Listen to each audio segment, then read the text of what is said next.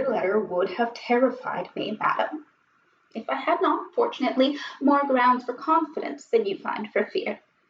What I had heard of Monsieur de Valmont before his arrival made me little desirous to know him, but although this terror of all women is constantly with me, and even appears to take pleasure in it, he's never let slip a word resembling love. His charm has almost disappeared here, leaving him only good nature. Indeed, if I had a brother, I should wish him to be like Monsieur de Valmont. I am infinitely grateful to him for having realized that I am not to be confounded with those women who would wish his attentions. He himself confesses his faults with rare candor, and although I have little doubt that a week back in Paris would make him forget all my sermons, you must admit his conversion would be a great achievement.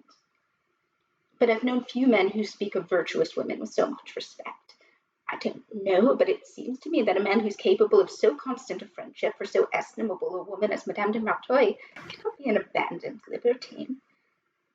As to your proposal that I should take measures to shorten Monsieur de Valmont's stay, it seems very difficult to ask Madame de Rosewood not to have her nephew here.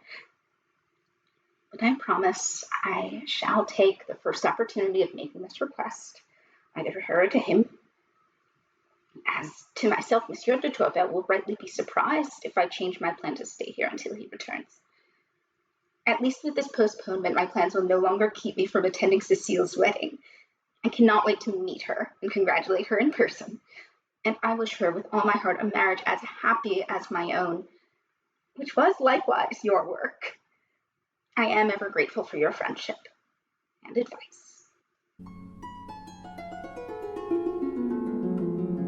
You rogue, how your letter made me laugh. Only imagine if I, the unworthy, were to make you forget your virtuous Madame de Tourvel. What a scandal. To avoid that danger, these are my conditions. Once you have had your fair devotee, and can furnish me with written proof, come, and I am yours. It is for you to see whether I rate myself at too high a price, but I warn you, it will not be reduced. Until then, my dear Vicomte must allow me to remain faithful to my Belleroche, and to amuse myself by making him happy, in spite of the little distress it causes you. And yet, if I were less moral, I believe he would have at this moment a dangerous rival. Little Cécile Volanges. I am passionately fond of the girl. If I am not deceived, she will become one of our most fashionable women. Goodbye, Vicomte. Good night, and good luck. Remember, if you do not have this woman, then others will blush at having had you.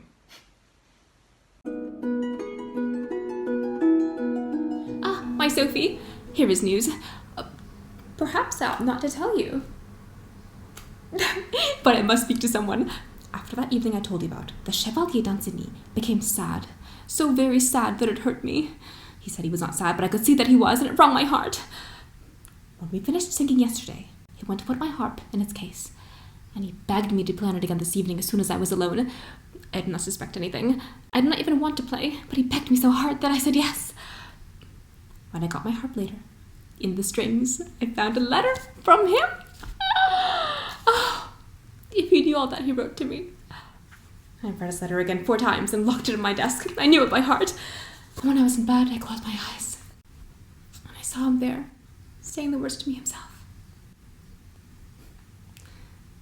I did not get to sleep till very late, and as soon as I woke up, I went and got his letter to read it again. I took it into bed and I kissed it as if... Well, perhaps it is wrong to kiss a letter like that, but I couldn't help it. And now I'm in a great difficulty, for surely I ought not to reply to this letter, and yet he asks me to. And if I don't answer, I'm sure he'll go on being sad. What do you advise me to do? We're always being told to be kind-hearted, and then we're forbidden to carry out what a kind heart inspires in us when it is for a man. It is unjust. Some men are a neighbor as much as a woman, and even more. And yet, if I did something which was not right, perhaps Monsieur Danceny himself would not think well of me. I shall see Madame Merteuil this evening, and if I can pluck up the courage, I shall tell her all about it and ask her advice. And then perhaps she'll tell me I may reply to him Just a little, so that he'll not be so sad. Oh, I'm very upset. Goodbye, my dear. Tell me what you think.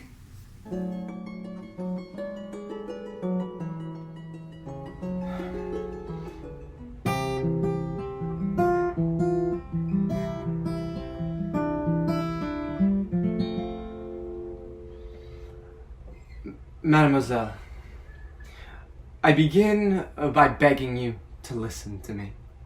I feel I need your indulgence to dare to declare my feelings, not to justify them, for why should you be angry at a sentiment you alone caused to exist? Can it be a crime to have appreciated your features, your talents, your graces, and above all, your sincerity? No. But one may be unhappy without being guilty, and unhappiness will be my fate if you refuse to accept my regard. It is the first my heart has offered.